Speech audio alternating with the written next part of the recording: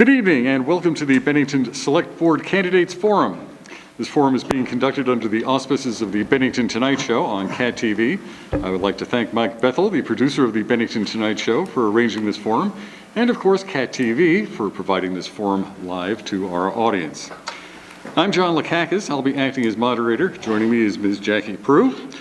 Together, we'll be asking the candidates questions. Mary Lou Albert was supposed to join us this evening, but because of a severe head cold, she's unable to make it.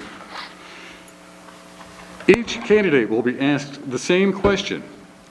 Because we have so many candidates, we have to limit each answer to 90 seconds.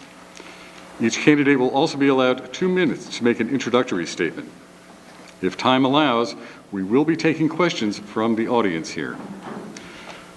I will let Mr. Peter Brady, candidate for Select Board, to open the proceedings. Mr. Brady, you have 2 minutes.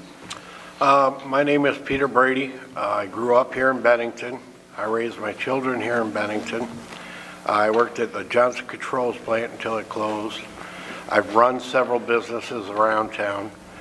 I served in the Vermont legislature for 2 terms. I worked for Senator Sanders when he was a congressman.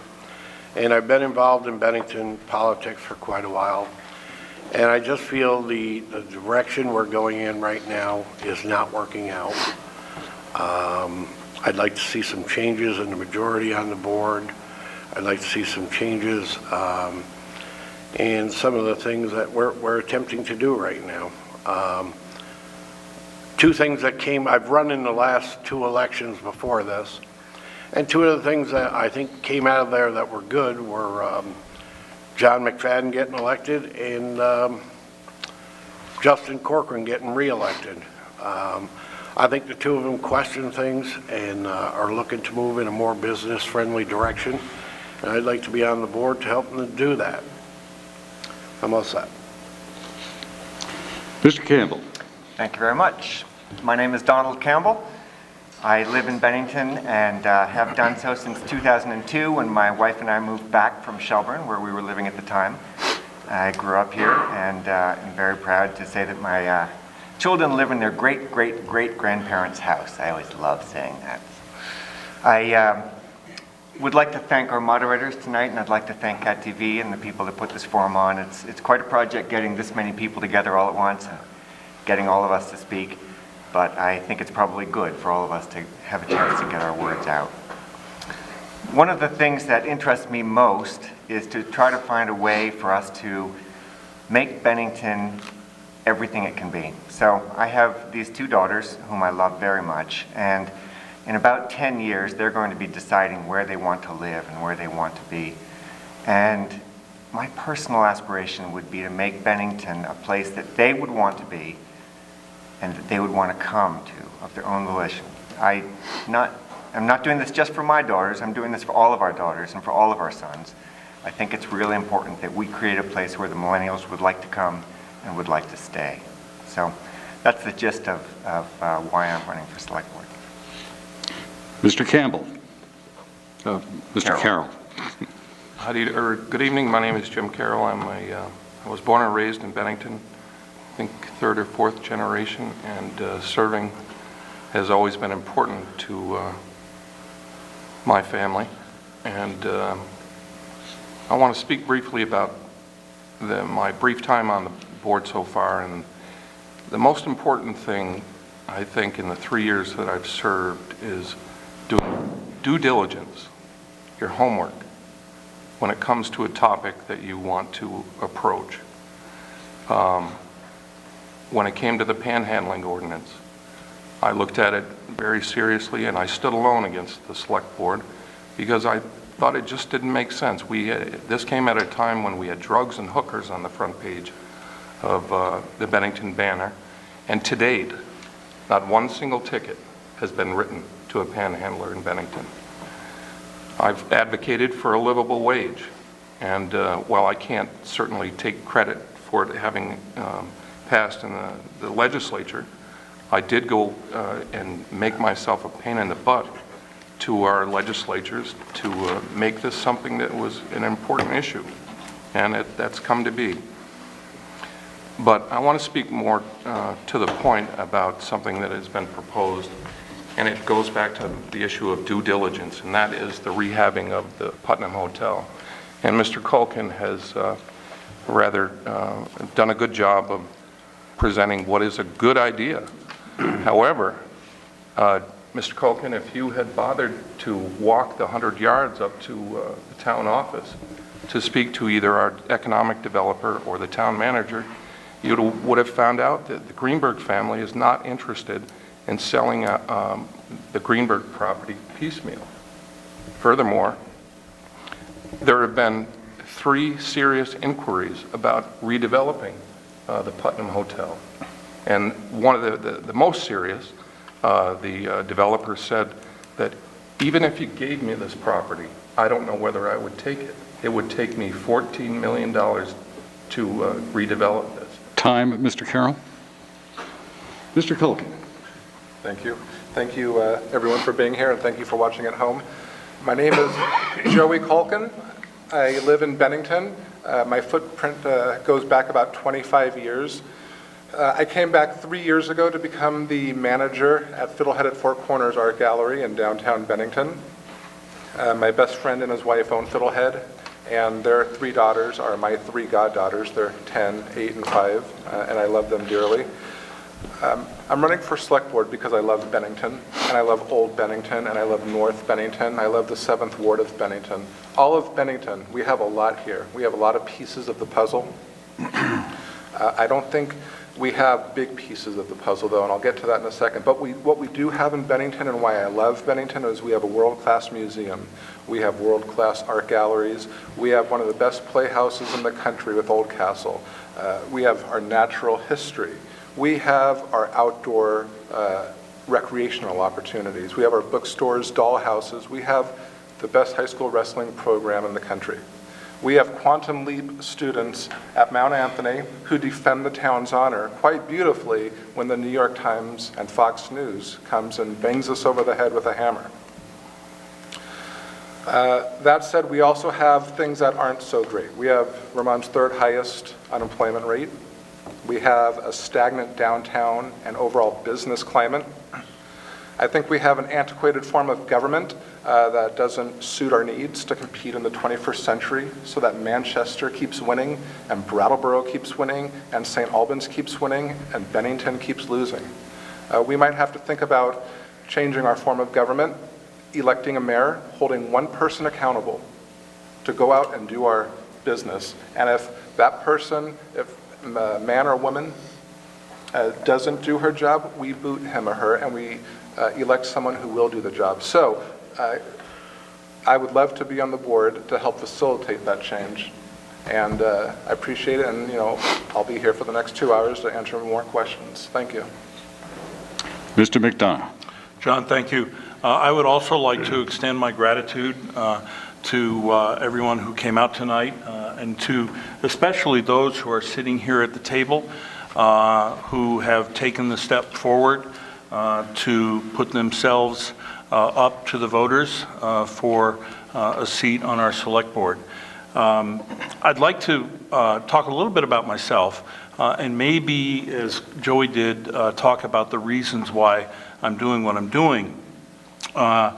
I also am a lifelong Bennington person, and as Don mentioned, I'm very committed to making Bennington the best that it can possibly be. I'm the director of athletics at Southern Vermont College. I operated a long-time architectural practice in Bennington. I haven't reconciled myself with the R word yet, but I suppose one could think of it in those terms. I am a coach. I have coached at the developmental, the high school, and the collegiate level. I'm a member of the Bennington Planning Commission. I am a gubernatorial appointment to the Vermont Downtown Board and was reappointed by 3 governors to that position. I am a member and past president of the Better Bennington Corporation Board, and I chair its Downtown Design Committee. I represent the BBC on the Bennington Economic Development Partners. I've also served as president of the Park McCullough House Board of Trustees. And so I seek this position on the board because it represents another opportunity for me to live my commitment to our community.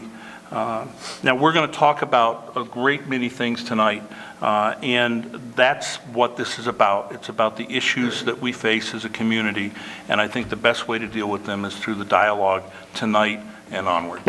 Thank you very much. Mr. Letourneau, pardon me. I'm Ed Letourneau. I grew up in Bennington. I've been here for most of my life, except for sojourns in the military, as well as working for engineering firms and utility companies in New York and elsewhere. I serve on the Career Development Center Board, and I've been there for about 10 or 11 years.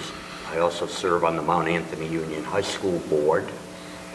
And when I look at the compendium of different things going on around town and the taxes we're paying there and the taxes we're paying to the town, I begin to wonder about some of the taxes and fees that we're paying to the town of Bennington. I also look at what Bennington was when I was growing up, and it was much more vibrant. I don't know that we can return to those days because of a lot of economic factors that have changed and are beyond the control of the state of Vermont and the town of Bennington, but we can talk about them and understand them.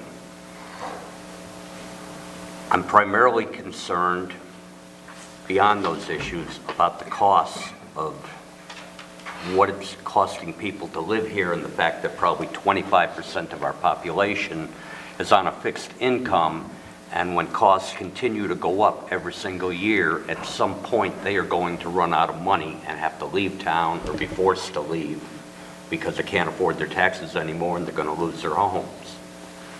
So I'm here to address those issues, and hopefully, if I'm elected to the board, to have input from that perspective. Mr. Miller. I'm Don Miller. Thank you, Mr. Moderator. Thank you, CAT TV. Thank you all. We have many challenges here in Bennington: taxes, property, water, jobs, economic development, and even health with obesity, drugs, and even dental care. But look at the number of candidates and look at the quality of candidates. This has to tell you something. I think it says that people are frustrated, people are concerned, and all of our friends, all of our neighbors have urged us to step up and do something to try to help. I think that's pretty important. What can we do? Well, not just this board, but throughout the town. I think we have a need to play nice and be civil. In some of the discussions, we need to drop the arrogance. We need to drop the them versus us. We need to stop the finger pointing. What can we do? We should look at the Vermont tradition. And I'm taking that from Dorothy Canfield Fisher's book from the 1950s. What was that about? Neighbors helping neighbors. Good neighbors make good neighborhoods. Good neighborhoods make good communities. If we all go through life, we have ups and we have downs, we have challenges. When your neighbor has a tough time, you go across the street and you help them out. When the community has a tough time, and Bennington is having a tough time, it's going through a tough time, we all need to pitch in and work together as neighbors. I believe in controlled growth. I'm not so naive that I think we can control everything, but I think if we work together, that we can get better results. I think it's about community. I think it's about being good neighbors. I think it's about working together as a team. Mr. Pembroke. Good evening. Thank you. I want to thank Bennington Tonite, our moderators. I too like to thank the candidates that are here tonight. I have the pleasure of knowing most of these for many of years, and there's a great number of good people.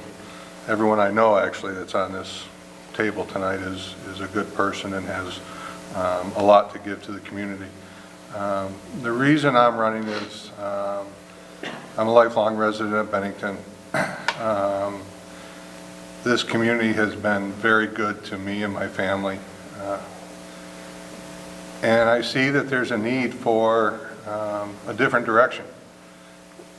We've been in a stagnant mode for probably more than 20 years now. We need to find a better way to grow our grand list. Our grand list is our best resource to reinvest into our community. If we can utilize the tax base that is available to us on Northside Drive, we can invest that into downtown and make that truly a year-round destination spot as opposed to just a handful of events a year. I was chair of the Mount Anthony School Board for 3 years. I've been a member of the CDC board. I'm currently the president of the Vermont Association of School Business Officials. I have a great deal of experience in finance and management, and I think I have resources, I think I have skills, and I think I have abilities that'll serve the board and the community well. And the most important thing I think we need to do is we need to have that deliberative process. We need to understand what some of the issues are and some of the underlying issues, and we need to find those root causes. Time, Mr. Pembroke. And now we'll open the questioning. To reiterate, each candidate will have 90 seconds to answer the question, and everybody gets a swipe at the questions. We will start at the opposite end from where we began, work our way back. With the first question, Ms. Jackie Prue. Hi, Rick. What do you think the Select Board can do to improve the economic future of Bennington? Thanks, Jackie.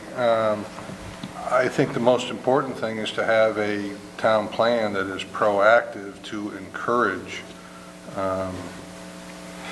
quality growth on Northside Drive.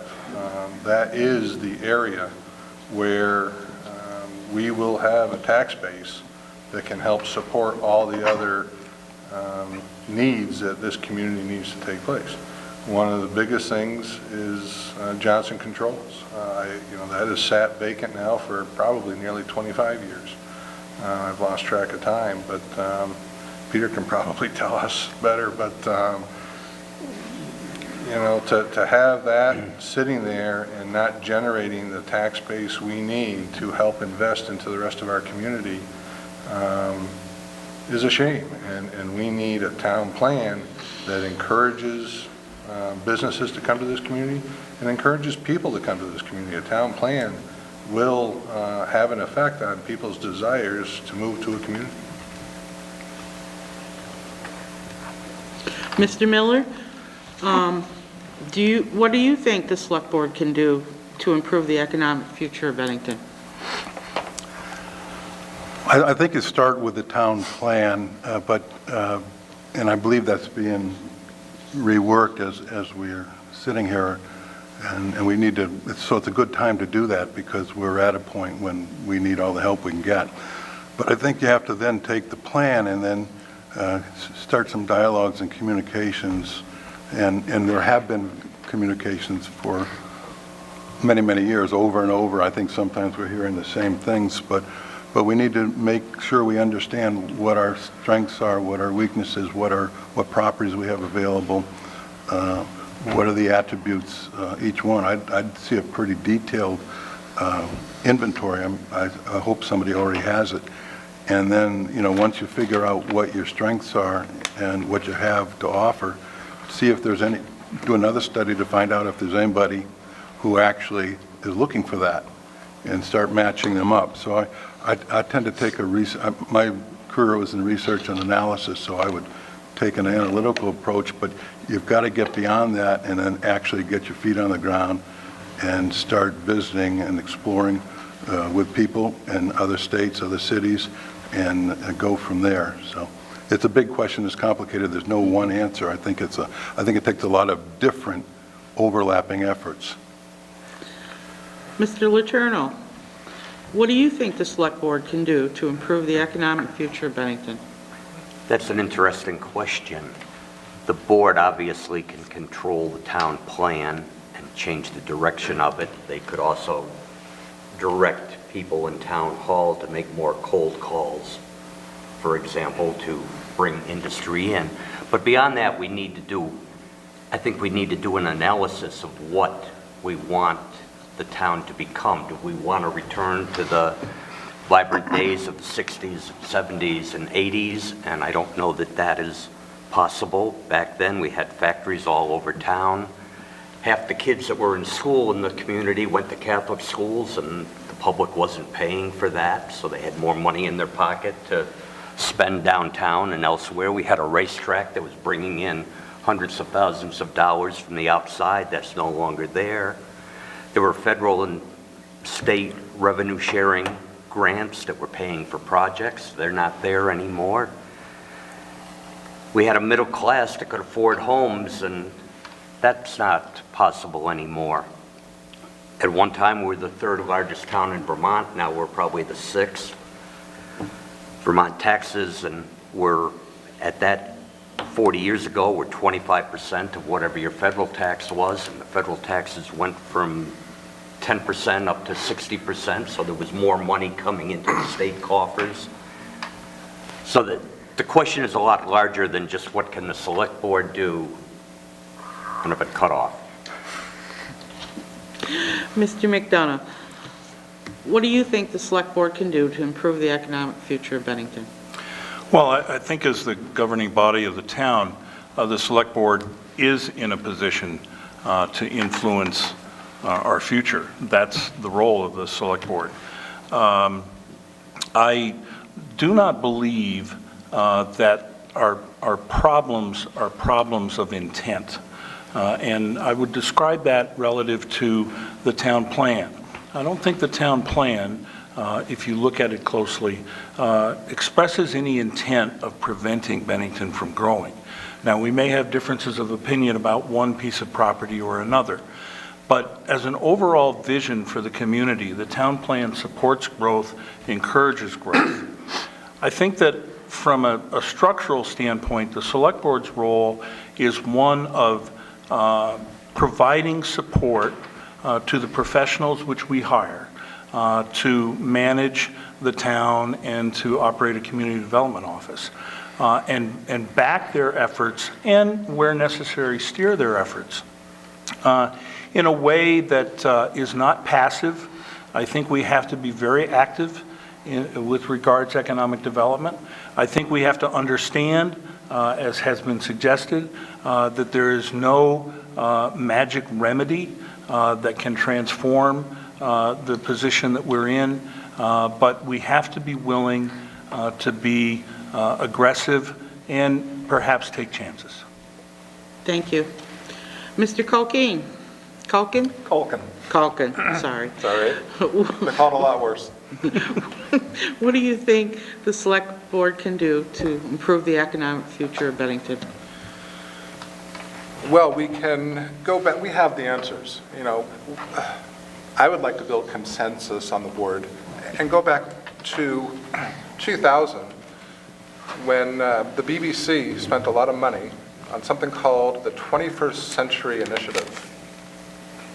And this had all the answers. The Bennington bypass was going to come in, and they were going to kill us with traffic. They're going to go everywhere else. And so I believe you helped, I did. Mr. McDonough. Spent a lot of money and a lot of time, a lot of community input. And this provided the blueprint to offset the bypass. It was going to make Bennington a destination town. And it told us A, B, C, D, E, F, G to get us to LMNOP, and in 10 years we'd be prosperous X, Y, Z. And so the BBC presents this $50,000 report, something like that, to the select board then. A select board that was stuck in its ways and scratching each other's back. And they said, oh, well, thank you for this. We said you could spend the money, but we never really said we were going to implement this. And they just put it on a shelf. $50,000 in the gutter. And then over the years, we've spent, done this plan and this plan and this plan. In 2013, we did a study studying the studies. That's all we ever do. We study the studies. We never take action. We have the answers right here. I will take action and implement these answers. Hi, Mr. Carroll. What do you think the select board can do to improve the economic future of Bennington? Well, firstly, I'd like to say I don't think there are any simple or easy answers. Otherwise, we would have done them. Secondly, with respect to the town plan, the one thing that I remember, and I've read it pretty carefully over several times, is that in order to attract businesses, particularly big businesses or bigger businesses that, let's say manufacturing, we have to have a good housing base. And right now, and the best information that we got over the last year, we had a vacancy rate of 2%. Now, by independent standards, vacancy rates of 5% are considered a housing emergency. But more to the point, to attract businesses that can foster or help develop a larger workforce, we've got to have adequate housing, and currently we don't have that. Another thing that's been proposed to me, or suggested to me in many ways, is tax incentives. Now, we're not the state of New York, we're the state of Vermont and the town of Bennington. And on the other end of tax incentives, if we were able to give them, is that at some point in time, we have to pay for those incentives, and they're going to come out of the taxpayer's wallet. Thank you. Thank you. Mr. Campbell, what do you think the Select Board can do to improve the economic future of Bennington? It's a tough question in such a short period of time. I think the principal thing that the Select Board really needs to get at is setting a tone in Bennington that is a tone that's attractive to businesses and attractive to people who would like to come and invest in our town. I have three particular things that are on my mind tonight, and just to take through the list, I think the downtown is certainly on that. I really feel that the other thing that we can't ever ignore is the recruitment piece, and of course the education and development of the workforce. On the downtown, okay, who among you does not want more restaurants in Bennington? Who among you would not like to see a downtown hardware store or a gear shop where you could buy your outdoor hiking equipment? I think that those are things that we would love to have, but those places are not going to come to Bennington as charity. They're not going to come to Bennington to support us. We need to make Bennington something that they want a piece of. So that's the kind of stuff that we need to work on. As far as the recruitment goes, I think that we need to work really hard to work on the state to make sure that the state people are bringing in as many potential businesses as possible. Now, some of these big businesses we're not going to be able to recruit, but we might be able to get them through the state level. So we need to work on our legislators and work with the state on that. At the local level, we can continue to work towards some of the things that we feel are really important, developing the light industry and high tech and things like that. As far as the education and the development of the... Yep, thank you. Mr. Brady, what do you think the Select Board can do to improve the economic future of Bennington? Well, having run in 3 of these races now, we hear a lot about the town plan. And I've talked to a lot of the candidates over the last 3 elections, and things like Johnson Control is a no-brainer until they get elected, and then they fall into, oh, well, take care of it in the town plan. So we can't put everything off into a town plan. We need to take action on some things. I think rezoning Northside Drive, the Johnson Controls property, bring in 1 anchor store, Costco, Kohl's, Target, if you can get 1.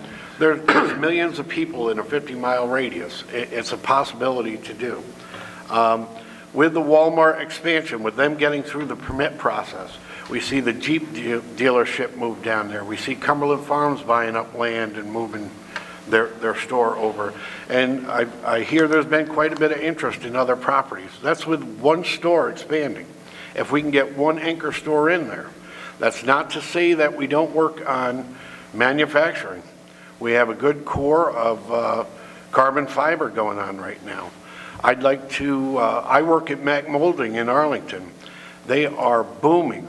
They are booming. We now have 13 plants. They have never heard from anyone from Bennington to discuss it with them. I'd like to be on the board and start. Michael Harrington's a very bright guy. He could be doing a lot more for this town than doing the sound for select board meetings and doing talk shows. With some direction, he could be doing an excellent job recruiting some of these businesses. Thank you. All right, we'll now start at the opposite end. Again, to you, Mr. Brady. Bennington's image has taken some pretty bad hits in the last few years, with the New York Times article about the town having a heroin problem, the controversy over the panhandling ordinance, and similar PR problems. What would you like to do to change Bennington's image to make the town more attractive to investors? Well, I think one of the reasons for that image was the police chief every day in the papers with these arrests and going to the press, and I think the town manager actually got a handle on that. But there are many things like the Quantum Leap Group, you know, that was a beautiful thing, the answer they gave to Fox News. You know, I have proposed over the last couple elections Bennington Corps. After the first election, I had over 30 people that volunteered after the election to help me build it. I approached the administration.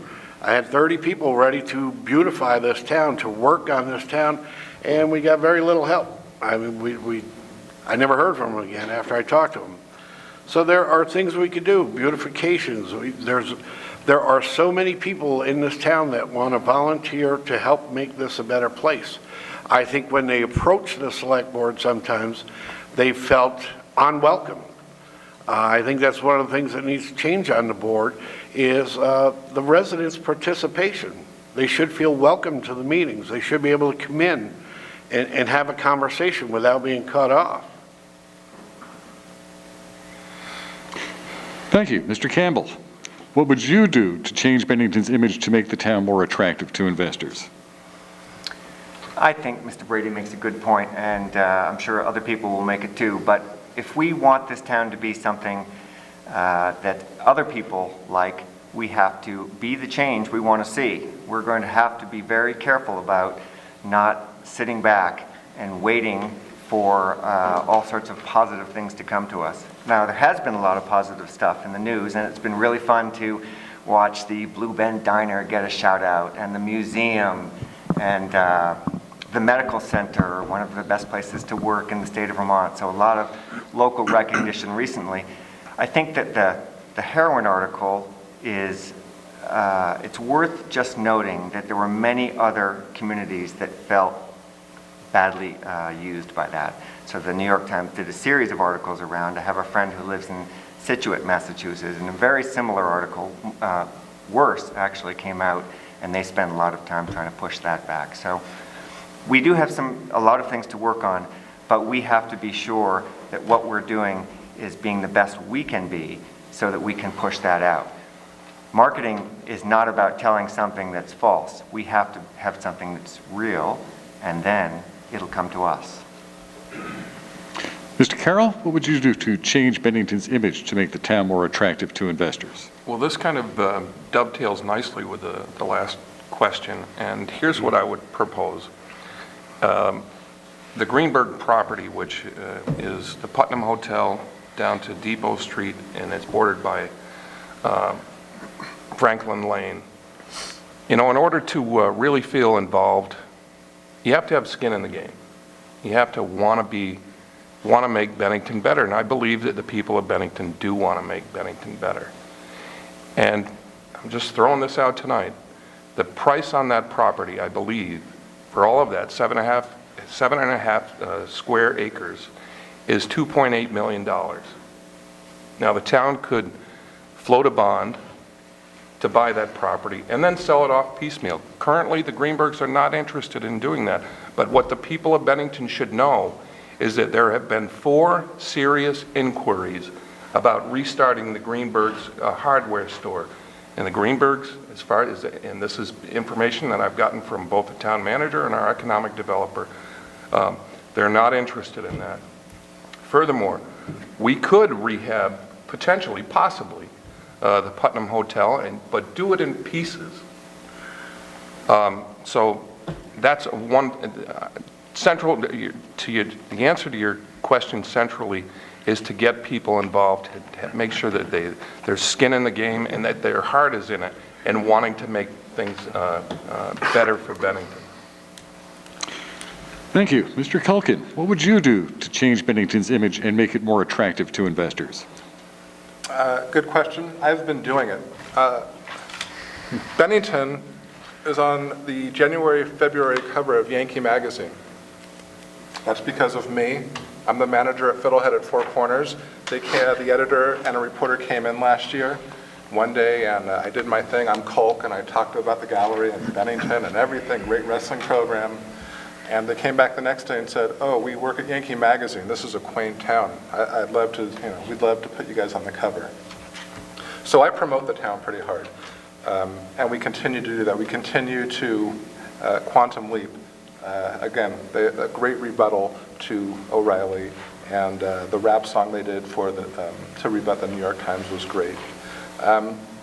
So I think we're doing that for the most part, and we're doing a great job. I'd like to kind of get back to Mr. Carroll, who slung the first arrow about the Putnam, and it's just, I think it's narrow-minded.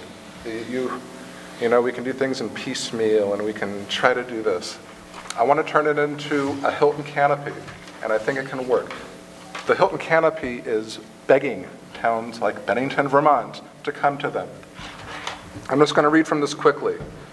We are looking to grow Canopy with like-minded partners who are excited to deliver a positive stay experience, not only for our guests, but also for our friendly enthusiasts and surrounding neighborhood. Great. New builds, conversions, or historic buildings. You're not going to get more historic than the Putnam building. We welcome them all. The more character and creativity needed to make it special, the better. Are you trying to tell me that a place like Hilton, which is, the Canopy is a brand new, it's a new brand. It's like the Embassy Suites. Time, sir. It's a great idea, Joe, but have you called these people to see if We they're need our interested? economic development team to stop going to St. Albans and just Google 20 economic developers. Gentlemen, and this say- is not a debate. Thank you. Thank you. Mr. McDonough, what would you do to change Bennington's image to make it more attractive to investors? Well, I guess I might have a basic argument with the premise of the question. Yes, we've taken some hits, and we focus a lot on the hits that we've taken, and perhaps in a sense broaden the impact of those hits. I think Bennington has a wonderful image. I think there are communities throughout the Northeast who would love to have the assets, the quality of life, the museum, the monument, Old Bennington, all those things that have been mentioned tonight as part of their image and as part of who they are. I've had experience of being long distances from Bennington and mentioning that I'm from Bennington, and more often than I can count, people have said to me, I've been to Bennington. I don't think we have an image problem. I think perhaps we may have a self-image problem, that we focus a great deal of our energy on our worrying about our problems rather than seeking solutions for them. And I think that if there's a focus that we need to carry into the future, it's to be more positive about ourselves. Mr. Letourneau, what would you do to change our image and make us more attractive to investors? Well, first, I think we have to determine whether or not we really have an image problem, and I'm not sure we do. The New York Times articles aside and other negative stories, every community faces them. I think we need to address the cost of living issues here. I get to travel quite a bit, and I've been driving through different states because it's about the same cost as flying and about the same amount of time as getting to another location by flying. And one thing I've noticed is that you don't go down streets with 3 or 4 or 5 houses for sale within 3/4 of a mile like you see in Bennington. And that's also true of New Hampshire and New York and New Jersey and Pennsylvania and other places I've been right down through into Georgia. So I think we have a problem where people are not moving here, and we need to identify what that is and do something about that. And that'll change the image. Mr. Miller, what would you do to change Bennington's image? Well, I also would suggest that sometimes we our own worst critics. I believe that Bennington is a great place to live, great place to work, and we need to do a better job of promoting that. But, you know, we are going through some tough economic times, and the simple answer would be to get the economy going better with jobs and things like that. But we, you know, in the 40s, we were highlighted in a book, the only town in Vermont with 6 towns from New England, 1 from each state. And so Bennington was selected. You go back into the early 1900s, and Bennington was, again, one of the top, recognized as one of the top economic centers with all the production. So we still have tremendous natural beauty, we have tremendous history, we have great institutions. Bennington College, what other city 10 times our size has a Sage City Symphony? We have hiking, all kind of sports. We're so close to all kind of outdoor activities. We have a lot to sell. And maybe that's the answer, is to work a little bit harder, getting more groups together to market. We've tried at the museum a couple times to get those kind of institutions to work together, and it worked. But I think we could do more of that, getting cultural organizations together, getting all different groups together to help spread the message, because we really do have a fine place to live and work. And Mr. Pembroke, what would you do to improve or change Bennington's image? Well, I think the first thing we have to do is that we expect others to think differently about ourselves. We need to think differently about ourselves. It's been said here a couple of times. I'm just going to reiterate a little bit differently. We seem to have had a unique ability to shoot ourselves in the foot many a times. We've got phenomenal assets that we can offer to not only residents but businesses as a whole.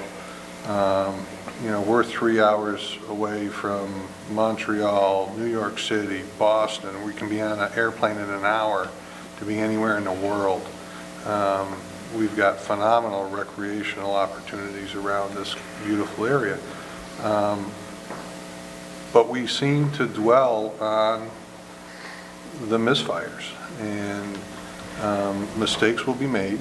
Mistakes probably should be made if we are trying hard enough and taking the chances we need to be taking. But we need to stop it ourselves. We've got to speak positively about ourselves so that others will speak positively about us.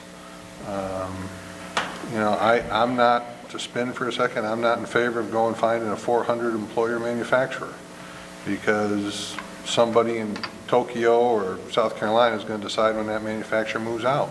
I want to bring in 10, 20 small, 25 to 50 job manufacturers where the CEO, who will live here, will make the decisions for that company. Time, sir. Mr. Miller, this year's ballot will have an advisory vote on whether or not to fluoridate Bennington's water supply. Do you support fluoridation, yes or no?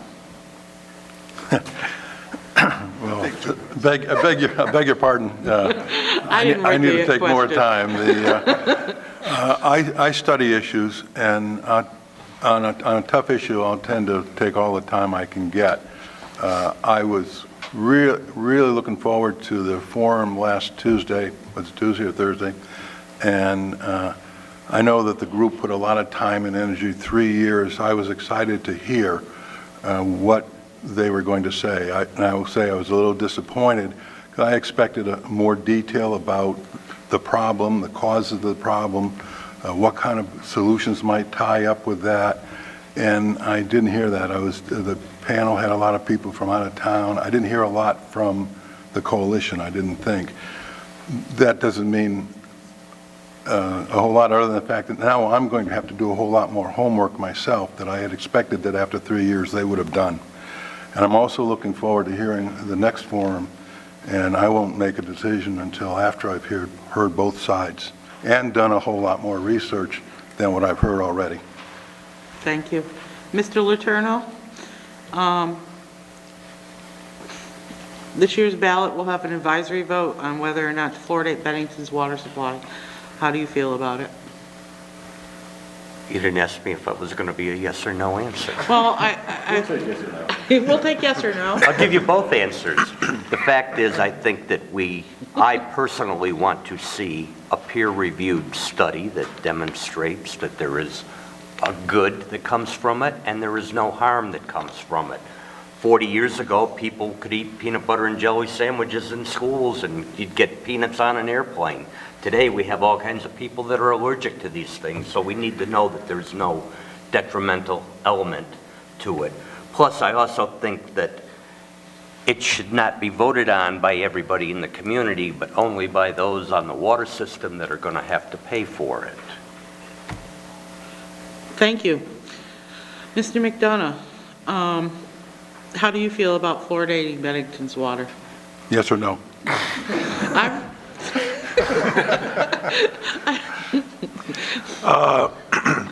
Well, this is close to a yes or no. As an issue of public health, I support fluoridation. That doesn't mean to say that I think we have made a decision as a community yet as to whether we should fluoridate. I too was very anxious to attend the forum last week. There's another forum this week, and when I look at the big picture of it, I've talked to people in other communities who have fluoridation, and the issues do not strike the same chord that they seem to in Bennington. Now, that may say something about us and about the passion that we have in our community about the choices that we face. That's a plus, by the way. I think that sometimes we maybe overanalyze and don't get down to the nuts and bolts of an issue. In this instance, it is a tool that has been used for a very long time in our country to improve oral health, and I still want to hear what others have to say, though I've certainly read many letters in the Banner, and the vote by the community will be a strong influencing factor, although it would not be my only factor to consider. Mr. Culkin, how do you feel about fluoridating Bennington's water? Yes or no? If you can do it in yes or no, I'd like it. I'm going to keep this short. On my Facebook page, I said I was going to go to both forums. I went to last week's, and it was okay, and I'm going to go to this Thursday's, and, weigh both sides, and do some more research, and that's the best I can do. And come March 3rd, I'll make that decision. I want to spend the rest of my time just closing up and driving home on this downtown canopy thing, because I don't want to leave it up in the air. And Mr. Carroll, again, he sort of said that it's just, let's do it piecemeal, sell the Putnam, this and that. The Hilton canopy, if we can brand that to Hilton, opens up a world of possibilities. A world-class hotel goes into the Putnam. And that attracts other businesses to want to come to downtown. That's job. Well, let's start with the canopy, rebuilding that and fixing it. That's construction jobs, and then all the jobs that take place when it opens. And then everyone wants to be associated with next to a Hilton canopy, a new brand. So businesses will come into downtown and Main Street and the Four Corners. More jobs. Having one anchor hotel like the Hilton there, a new brand, I think would attract hundreds and hundreds of jobs and would bring people, it would be one of the answers to bring people back downtown and bring people back into Bennington, and it would provide jobs that we don't have right now. Jobs is the big thing right now. We don't have them. I think Canopy is the answer to provide them and to renovate downtown, which would then spread out into the rest of Bennington. You can go to my Facebook page and we can talk about it more. Time, sir. Mr. Carroll, how do you feel about fluoridating Bennington's water supply? On a personal level, I trust the science. However, the one thing that has given me pause is when you hear of potential allergies, life-threatening allergies.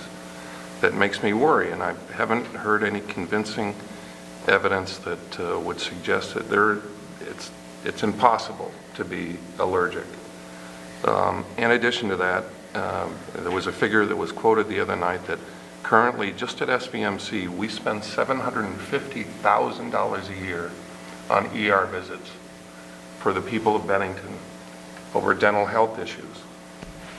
And the simple trade-off is $15,000 to fluoridate as opposed to $750,000. Now, to go back to Mr. Culkin, if I may, Joe, I think that the idea for Hilton is a great idea, but call them. See if, do it on your own time. Wait a second, let me finish. I think it shows a lot of guts when people from the community take the time to try to get something done and invite them and find out whether it's possible. Because otherwise, what you're doing, Joe, is providing or fostering a sense of false hope and further engendering this idea of a lack of competence on the people who work for the town when serious inquiries have been made about that property. Very serious inquiries have been made. And selling it off piecemeal, I'm not suggesting that. Sir. Time. Mr. Campbell, how do you feel about fluoridating Bennington's water? Well, I think I'd like to jump into this downtown discussion if it Please got me out of answer having mine to talk first. about fluoride anymore. You can do the yes or no first, and then you can jump in. But I guess I'll try to take a stab at it. All right, here's my bottom line. We've got to do something. Okay, we care about our kids. We care about their dental health. 58% of kids age 5 through 9 with dental problems is not okay. We've got to do something. Now, we came from Shelburne, where I was working at Shelburne Farms in 2002, 10% in that same age group. You might say, well, it's a more affluent community. Yes, but they fluorinate their water too.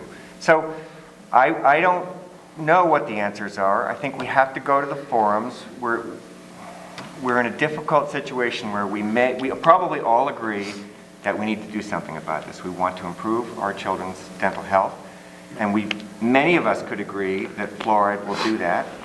We might disagree about the delivery system, but we can't be stuck there. We have to get past it, and we have to do something about it. So I think the best we can do here is to have these forums, to gather all the information we can do, and then to really ask the voters and say, what do you think? This is a difficult decision. We don't want to make the call for you, and then have an advisory vote and let that direct how the select board makes their decision. Mr. Brady, how do you feel about fluoridating Bennington's water supply? I think a lot of it comes down to genetics. My 2 children took the pills, did the swish and spit in school, had the same brushing schedule. If anything, my daughter was much better at it. My son today has no cavities. He inherited his mom's teeth. And my daughter inherited mine, and she had 3 fillings. All children are now covered in Vermont by health insurance. We have Dr. Dinosaur, we have Medicaid, we have Obamacare, and I think I would go again on a personal level, go against mass medicating in the water system, and I think we can accomplish that. I think the figure is 15,000 to fluoridate the water in Bennington. Let's set up an account where if some child in Bennington can't afford it, you can go to Dr. Dundas's clinic, get a prescription for it, and the town will reimburse you for it. We're not mass medicating everyone. That's me on a personal level. If I am elected to this position and the people say, yes, we want it, then I would honor that. Thank you. Mr. Pembroke, how do you feel about fluoridating Bennington's water? Well, I was on the record in the banner that... Yes or no? I'm not a fan of mass medication through the water system. I think this topic speaks to one of my core platforms, planks of my platform that has caused me to seek this position. Is although I know that we had the discussion 10 years ago, and I know that the coalition's been working on this, I don't think that we've truly had the community conversation that needs to take place until the advisory vote was put on the ballot, and then there's a rush to have the conversations. this community needs more time to understand these issues. Just listening to everybody here is admitting that there's still more information that needs to come out and needs to understand this stuff. There needs to be a more deliberative process as we go through to try to understand these major policy shifts that take place in the community. I'm not so sure in today's day and age, looking at all the recycled plastic bottles I see, if it's going to reach the intended target. I just need more information, but at this point, I mean, I would, you know, if the community votes yes, unless there's some awful compelling reason in some study that says, no, that's just a bad decision, I'd have to support the community. All right, we're going to start with Mr. McDonough for this next question. Previous select boards have level funded nearly all town functions to the point where many critical parts of our infrastructure, such as the roads, are starting to fall into pretty bad disrepair. What are your budget priorities, and where will the money for those priorities come from? Well, I'll start by referring to one of our Bennington pieces of infrastructure. Just want everybody to know I'm drinking Bennington water in a recycled bottle. And I happen to prefer Bennington water to anything you can buy in a store. It's an incredible challenge. It's an incredible challenge for the select board. It's an incredible challenge for the town. The challenge also exists for our school system as well. We have tremendous needs. And one of the things I am pleased about is that the select board has begun a process of trying to not ignore, but chip away at some of those infrastructure problems that we have.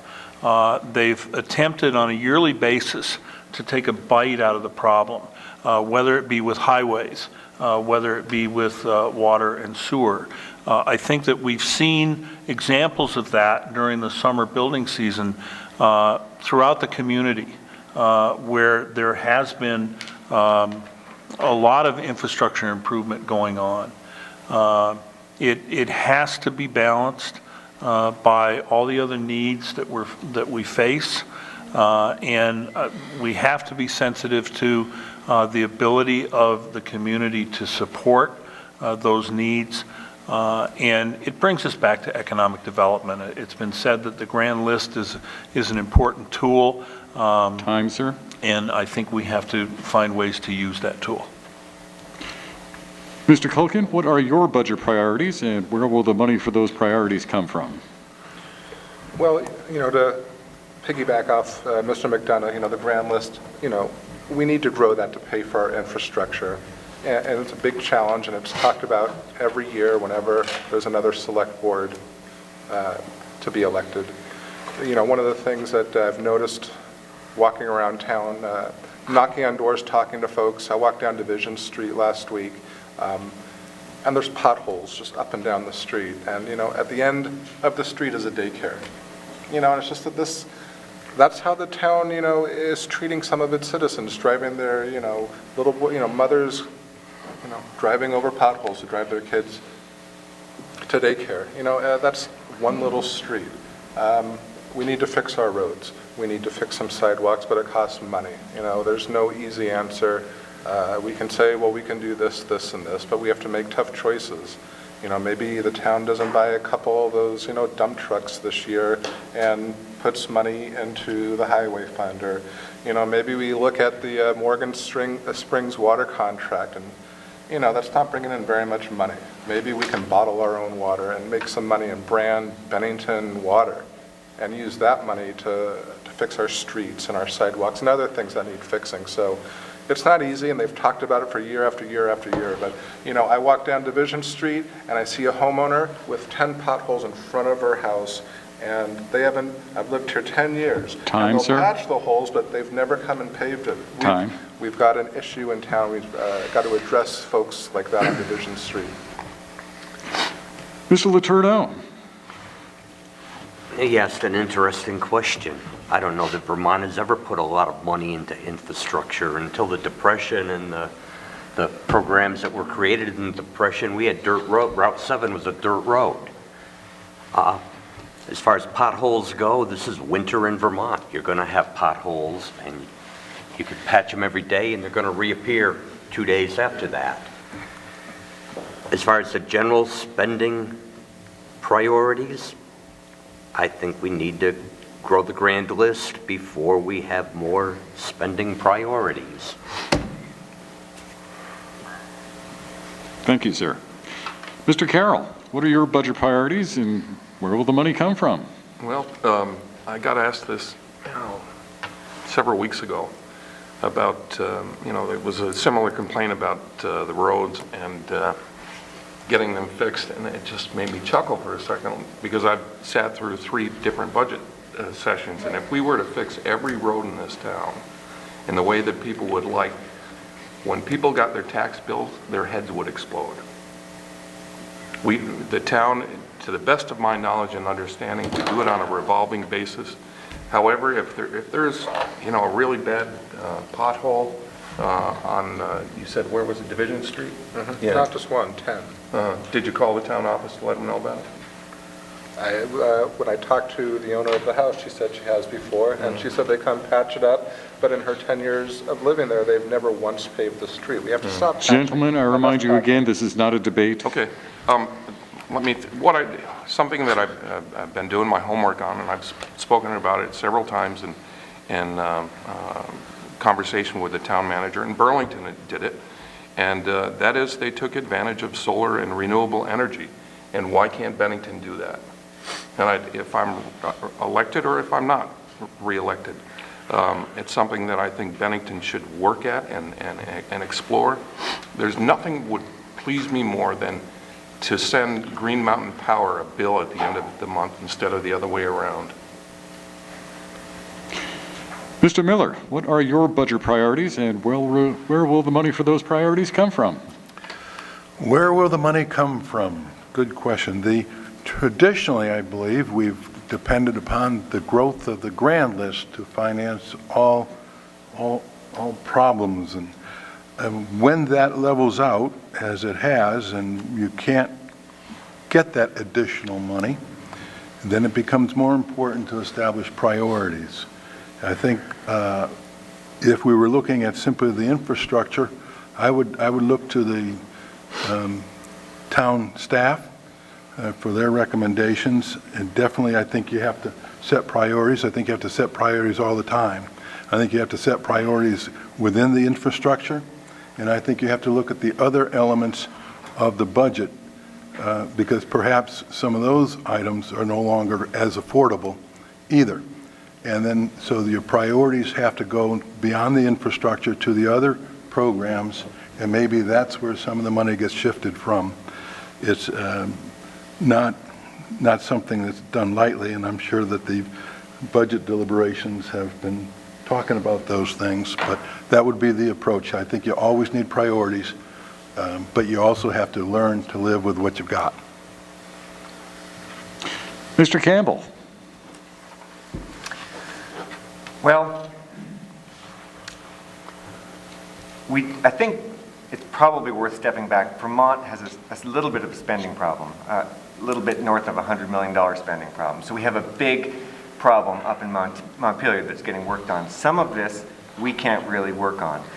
When people like me look at my tax bill after the first kind of shock and awe, I realize eventually that most of it comes from the school budget. And so it's something that the town itself doesn't have a lot of control on. We need to work on a relatively small part of that tax bill.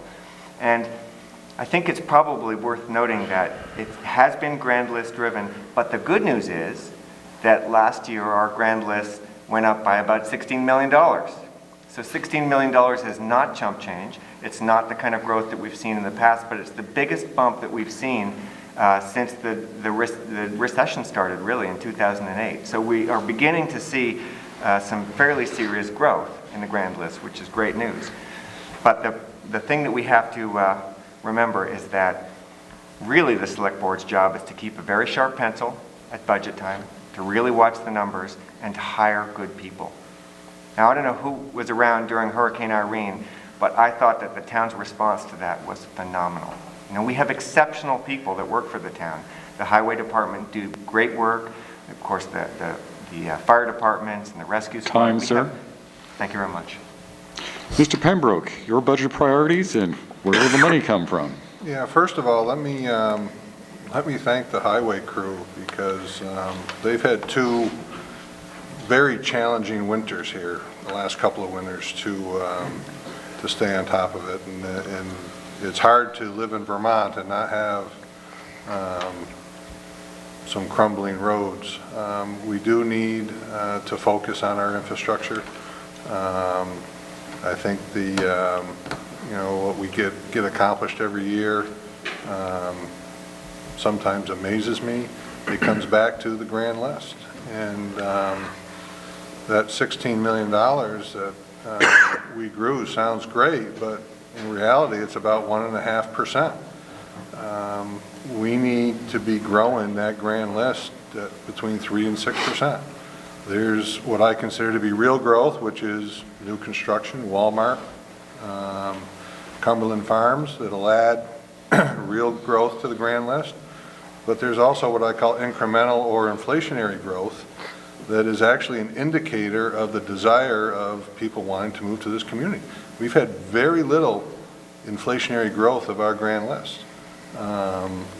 People do not desire to buy homes or to buy property in Bennington. For the last 5 years, our grand list has only grown on average about 0.5%. We can't afford that. I mean, if we were a fully developed area, that would be another conversation. We would have to rethink of some priorities, but the Time, answer sir. to the problem is the grand list. And Mr. Brady, what are your budget priorities and where will the money come from? Growing the grand list, growing the grand list, growing the grand list. The only way we're going to get out of this. Again, it comes down to making a few changes in the zoning, attracting a few businesses in. I think you'd see Northside Drive bought up and redone by itself. Right now, we're getting $7,000 a year for Johnson Controls, developed to be over $250,000. We have $16 million bump this year. Again, that is a 1.5, where it's been stagnant for years. Another thing, I think because of the situation we're in, if we work with local legislators in Montpelier to get the 1% option tax changed, Bennington would gain $1 million a year from that if we could collect the 1% optional. Let the people vote on it, whether we do it or not. Again, the water bottling plant I proposed for the last 3 years, between the Coke down there, the water bottling plant and WCW, I see you've read my 9-page plan for that last 3 years. That's infuriating. WCW, born in Bennington, and Manchester Yes. beat Bennington. They brought it back to Manchester. They get that money. Bennington doesn't. Right. We lost. We lost again. We keep losing. Correct. We have to stop It's in losing. my plan. 100 jobs. We lost to Manchester. The last thing I would say is I don't think it's Bennington treating mothers and daycares in that way. It's Mother Nature treating daycares, and we have, Time, we sir? used to do 12 miles a year in paving. We're only doing 3 now because of the situation we're in. 3 to 6, rather. Okay, I'm going to start with Joey. Yes. The current select board has faced 2 of the most controversial and divisive issues of the last 15 years, the Shire's housing project and fluoridation. Many have criticized the way the select board handled those issues. As a select board member, what might you do differently if faced with a similarly controversial issue?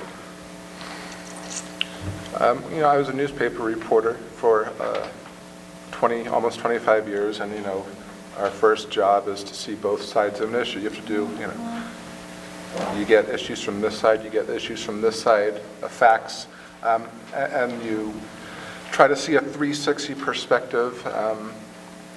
The things with, the issue with Shires is, it's kind of sad in one way, because I see a nice little plot of land there. I walk my goddaughters through there all the time. And, I just, in my view, I see some nice park benches and flowers as, instead of what is proposed to go there is, more affordable housing. And I believe in affordable housing. I think, we need to be a compassionate town and make sure that that everybody has a roof over the head that they can afford. The thing that I would do is maybe research why, nobody ever says no to shires. They seem to get everything they want. I called them, and they haven't been said no to for 15 years. Anytime they want to do something, it's, sure, let's do it. That's not a rip on shires, because I believe they, as a nonprofit, they do a lot of good. I just think we need to start asking questions why nobody asks, just does research and questions why shires gets every little thing they want to do. Mr. Letourneau, we have faced two of the most controversial and divisive issues in the last 15 years, the Shire's housing and fluoridation. And many have criticized the way the current select board handled those issues. As a select board member, what might you do differently? It depends on the particular issue, and you didn't give an example of one. However, if I was to use the Shire's project as an example, I personally was against it when I looked at the economics of it. In probably 6 months, I'll have a fixed income, and I will not have enough of a fixed income to qualify for one of those apartments. And yet, because of the state law giving tax breaks to organizations like Shires, I'm paying more in taxes than those people are. So there's something on balance that has to be corrected at the state level as well as at the local level. As a select board member, I think I would have voted no, just on the basis that I don't think it's fair, and I think to the existing population, and I think we need to rehabilitate housing as opposed to building new housing. Mr. McDonough, the current select board has faced two of the most controversial and divisive issues in the last 15 years, the Shire's housing project and fluoridation. What might you do differently if you were on the board to handle the issues? Well, first of all, I think there was certainly a lot of public dialogue on both of those issues. If the concern was that the select board and the community didn't give those issues a proper hearing, I think that's misdirected. I think it's natural to suggest that those who wish that the select board had acted with a different, had arrived at a different decision, then they would have been supportive of the way the select board had handled it.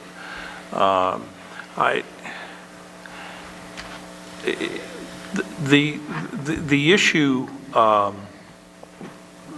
with the way we conduct business, which I think is the question. I don't think the question was how would you have voted on Shires and how will you vote on fluoridation. How would you handle? I think it's important that we listen, that we take a critical approach to all of the things that we face. Don has made reference to that. And I think that as a community, we have to look at big pictures. And sometimes we, as I think I hinted before, we end up making decisions with a very narrow focus and don't look at the big picture. Thank you. Mr. Carroll. Well, as most of you know, I sat on the board while that happened, and I'll tell you, it was one of the most difficult things that I've ever had to go through. And I can, if you're asking me, what if a similar issue were to come before me, I would do what I did this time, and I looked at all the available information that I could to make the right decision. Having said that, I went to Mr. Broderick at the time, and I begged him just to walk away from this. because it had become so contentious. And he had made up his mind that even if and he told me this, if the select board had not endorsed its role in just being a conduit for this money, they would have gone ahead with it anyway. The people of Bennington be damned. Nevertheless, it was a tough vote. But, you know, I had to look at, you know, the vacancy rate that we had. What could have gone into that parcel of land? And some private developer could have come in there and developed whatever they wanted, as long as they had observed all the ordinances and said to the neighbors, you don't like it, too bad. But at least with Shires, there was greater oversight, and they had a track record of building good properties and keeping criminals out. Mr. Campbell, if you become a selectman, how would you handle divisive issues going forward? How would you do things differently? Unless you want me to read that question again. That's all right. I think you've heard it enough.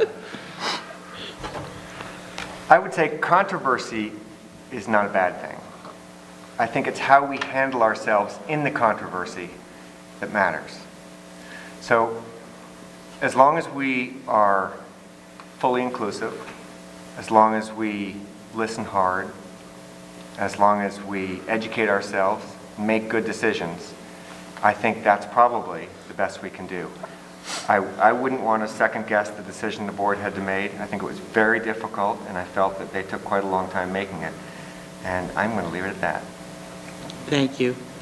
Mr. Brady, the current select board has faced two of the most controversial and divisive issues in the last 15 years. Many criticized how the current select board handled those issues. As a select board member, what might you do differently? I would vote to turn up the heat in this firehouse. Reason. Listen to the people, you know, take your time on the issues. They seem to be very rushed. The Shires in the past, RAC in the past, under Diane Bennett, did a wonderful job in this town. They rehabbed a lot of old, dilapidated housing, and I think they could do well with this town in the future. We have, next year, Pleasant Street's going through a beautification, new sidewalks, new street, but there's condemned buildings there, you know, and there are some buildings that probably should be condemned. I would, as a leader of the town, go to Mr. Broderick, go to Shires and say, this is where we need your help.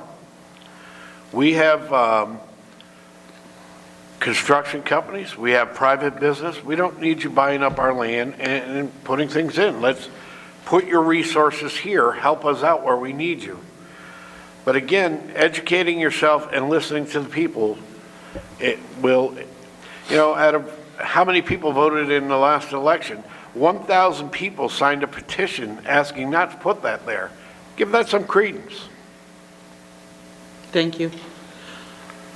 Mr. Pembroke, this current select board has faced two of the most controversial and divisive issues of the last 15 years.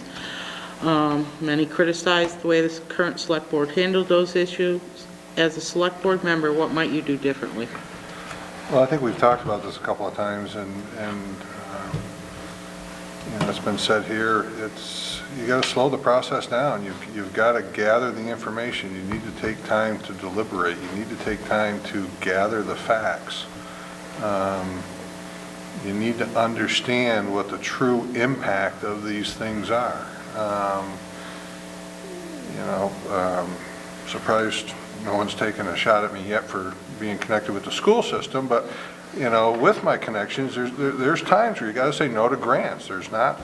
Every grant dollar is not what you want, because the strings attached at the other end of that grant dollar are more painful than saying no.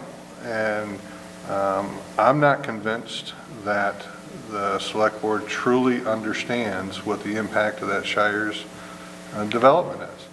I agree with Peter that, RAC, as its original intent and design, was to revitalize communities and neighborhoods.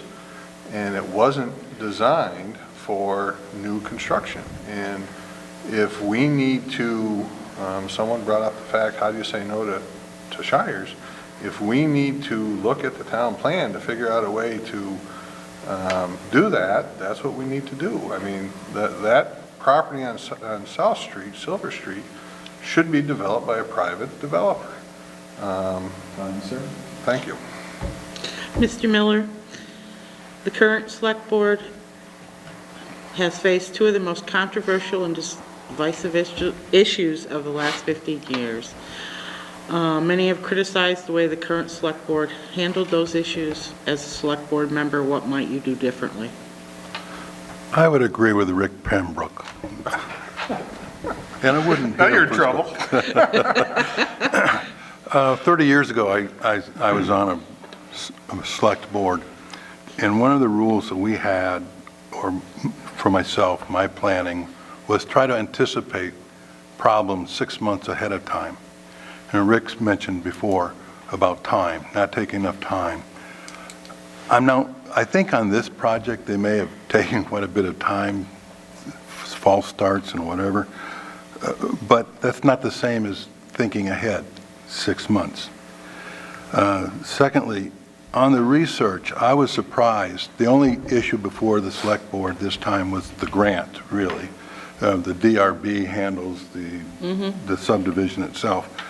And I don't know, but I had the impression that people hadn't read the grant application when they voted on it. I read the grant application and I found it fascinating.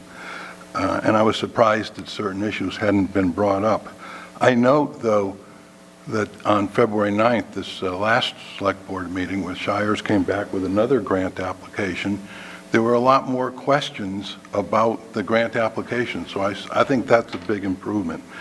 And I think that's important, to do the homework and to really look at these things and to ask the questions.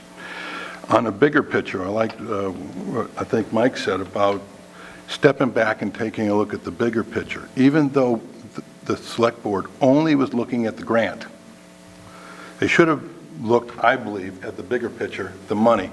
Where does $6 million go to? Thank you. All right, I'm going to drag everybody back towards something here. Everyone seems to agree that probably the best way to deal with our future cost problems is to grow the grant list. I want to ask each of you what strategies you would like to look at as a select board to accomplish that. And I'll start with Mr. Carroll. Well, as I've said earlier, I don't see any easy solutions. We're going to have to keep plugging away as the town has. We're not, when I was a kid, Rick remembers this, Peter does, Bennington was a very different place. We had mills galore, and with generations of people that could count on a good living and a living for their children, but NAFTA took that away. What we're going to have to keep plugging away at is making ourselves more attractive to manufacturers. Rick Pembroke mentioned this a little bit earlier. And frankly, reminding ourselves that it's still a pretty good place to live. Living in Vermont, living in Bennington is a choice. And I think if we got rid of no, I'm not going to go there.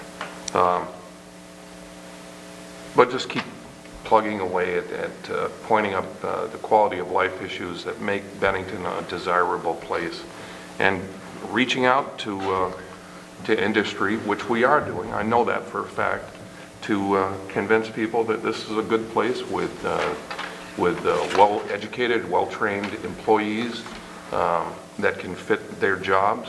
And if manufacturers can't find the right employees, we can train them. We'll develop training methods, which we've done over the last 3 years, to get workers that can fill those jobs.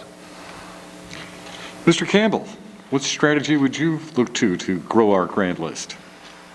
Well, we've talked about this a lot. I think one of the things that's really important and we need to not overlook is that we have in Bennington already a lot of great employers. And so I think one of the things that we can do, and is in the works thanks to the current select board and the Bennington Economic Development Partners, is to talk to those employers and find out what they need and what would help them expand both their businesses, but also maybe their footprints, which would also have the effect of building the grand list.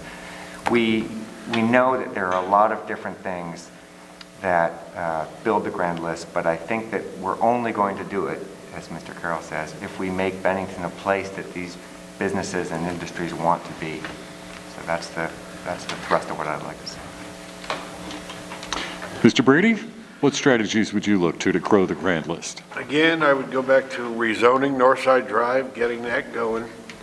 And what I'd like to see is, back in the 90s, the BCIC had an incubator building in North Bennington. We had retail businesses in there. We had some industrial businesses in there. They all had a cheap place to start out. That's where we got drill masters from.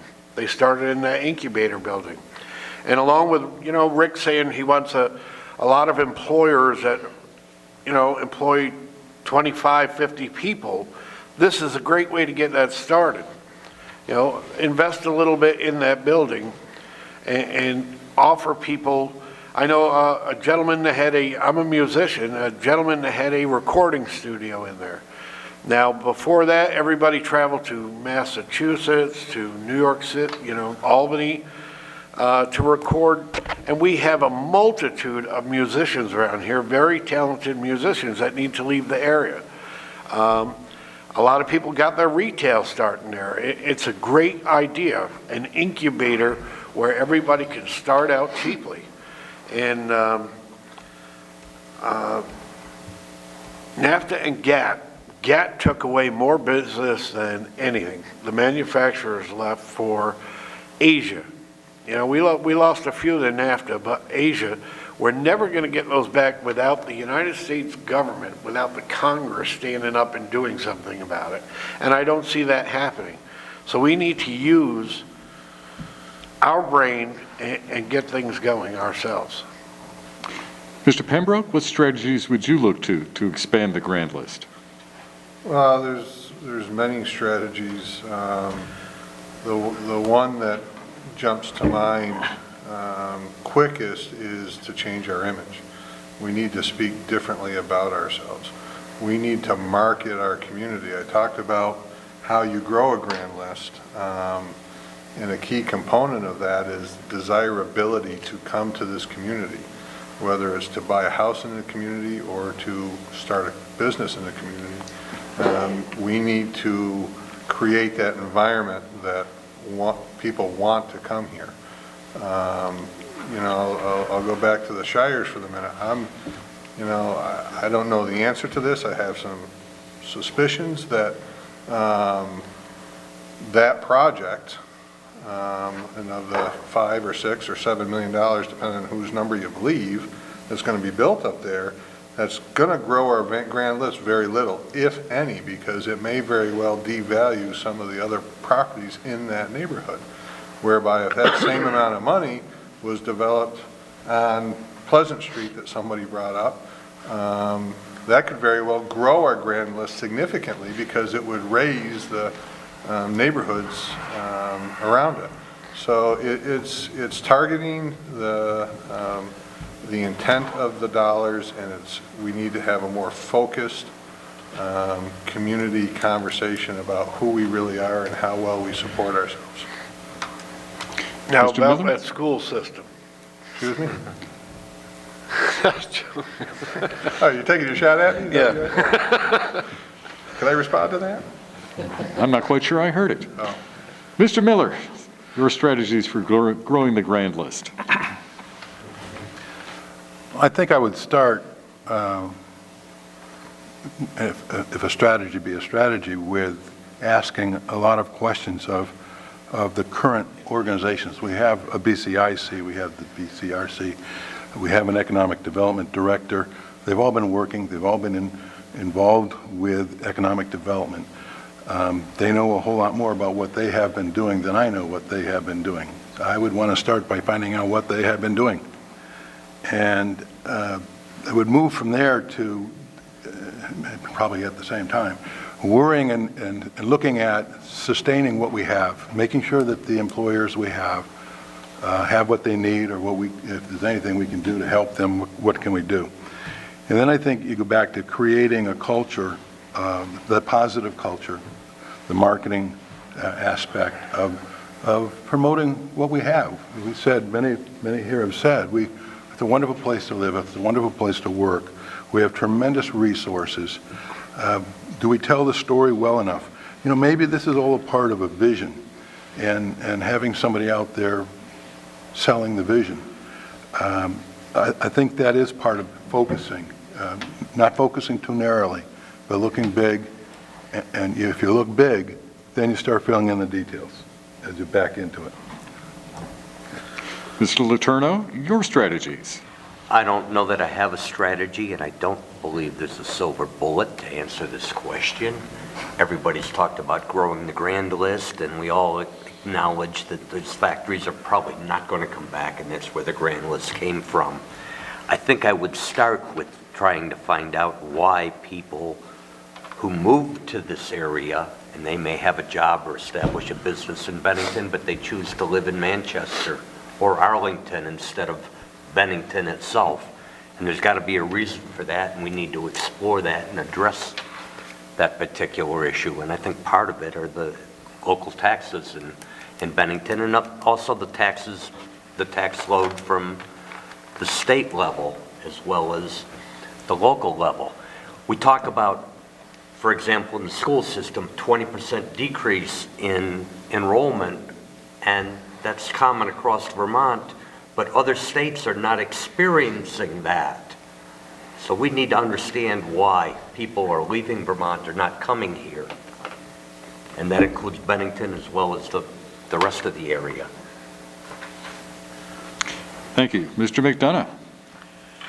Well, I think I'd begin to answer the question by suggesting that I'm not seeking a seat on the select board because I have the really big idea that is going to solve our economic development concerns. I think that the way I would approach this subject and others on our select board would be to see to it that we are moving in the right directions, that we have the tools and the resources that we need to the extent that we can afford them to make positive things happen in terms of economic development. And I think I would also bring an understanding that the process is very difficult, that you have a property that has economic potential, and we've inventoried those properties. We know what they are, but the process of getting from that undervalued, underused property to a grand investment is not a short road and is not an easy road. And Mr. Culkin, your strategies to grow the grand list.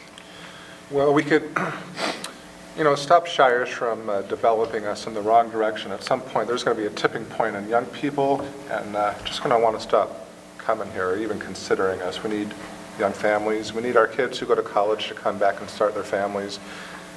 Today's generation, the millennials, Y2K, whatever you want to say, they want, comprehensive hiking and biking, and we have the facilities. They want craft breweries. They want music venues. Our kids, I've knocked on doors, I've talked to kids downtown, Oldby, Northby. They want a place to play their music. We have the answers, in terms of hiking and biking. 12 years ago, Marty Cummings in Northby put together the Corkscrew Recreational Path Feasibility Study, It's a great bike path that utilizes the corkscrew, and it goes all the way to the Covered Bridges Museum. The Morgan Street Wetlands is underway. That was a great private undertaking that used zero public money on 160 acres. We have the Ninja Trail. We could utilize Willow Park, Mount Anthony. Let's just a comprehensive outdoor system, hiking, biking, fishing, kayaking. Young people want that. They want to live in a town where they can go out and have a little bit of fun, and people will go plan their vacations around towns like Bennington that can offer a wide anything outdoors, hiking, biking, kayaking. So, ran out of time. Thank you. Getting back to budget matters, we've seen funding being cut for programs for both youth and seniors. The rec center has had its summer youth program halved, while the senior center has weathered steady cuts over the years. What can the select board do to preserve these two critical quality of life programs for our community, Mr. Brady? What was the two programs? It's the senior center and the youth program at the rec center. All right, again, it's going to come back to growing your grand list. You can't do anything, we're stagnant. You need to grow that grand list, and we have done so. This is the best year we've seen, and it's 1.5%. Most years, 0.5%. We need to grow our grand list, and that's not getting accomplished. Again, to work on some of these programs, I would propose that we approach the legislature again about a 1% option tax that the people vote on. It's up to the people of Bennington whether we collect that. It's $1 million a year. And put a 1% on top of the 6% sales tax. Let the people decide. It'll give them some property tax relief. And the other thing I would propose is, like, I know the Armory the U.S. Army is looking to build a new armory. They've looked at the Jard property, want to trade the Armory for the town. I think that would be one hell of a youth center and community hub. You know, Coke has talked about, you know, revitalizing the downtown. I think that could be the hub of it. You know, we can't close off the Main Street and South Street like they did in Burlington, because we're on an intersection of two major highways there. But we can still attract people down. And that's with theaters and galleries and restaurants and things like that. And we'll grow that grand list and have more revenue available to do these things. Mr. Campbell, we've seen funding being cut for programs for both youth and seniors. The rec center has had its summer youth program halved, while the senior center has weathered steady cuts over the years. What can the select board do to preserve these two critical quality of life programs for our community? There are so many hard choices, and I don't pretend to have all the answers. I know it's very difficult at the town level and at the state level and even at the national level as we try to sort these things out. But I think we have to be sure to have conversations about our priorities. What's really important to us and what do we really value? If recreation and the elderly services are something we really value, we're going to try to have to find a way to pay for that. And if we do that, then we're going to have to find cuts somewhere else. I know that's a very simplified version of budgeting, but that's the way I see it. The one thing I hope when it comes to recreation, and perhaps this is because of my work with the Land Trust, I hope that we can continue to find more and more public-private partnerships or private-private partnerships that build on the town's recreational infrastructure. So, Joey, thanks for the shout-out for the Whipner project.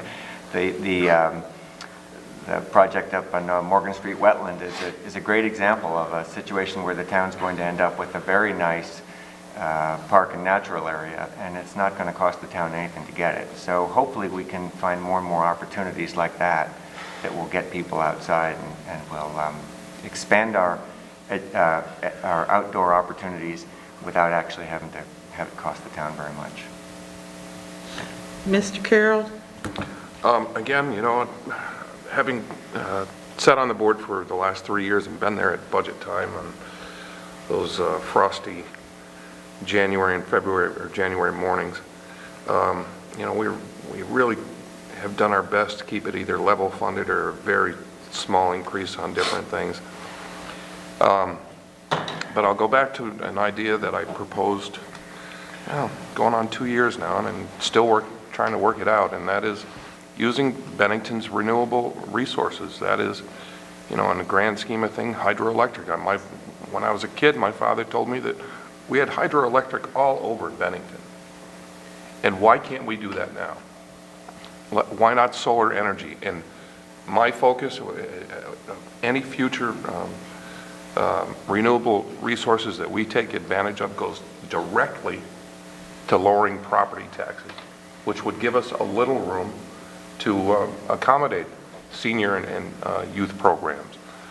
The only danger is that, as fellow past select board members said, is that, you know, if you build it, they will spend it. In other words, if we collect this, the revenues that would come through renewable energies, in all likelihood, you know, the budget would increase.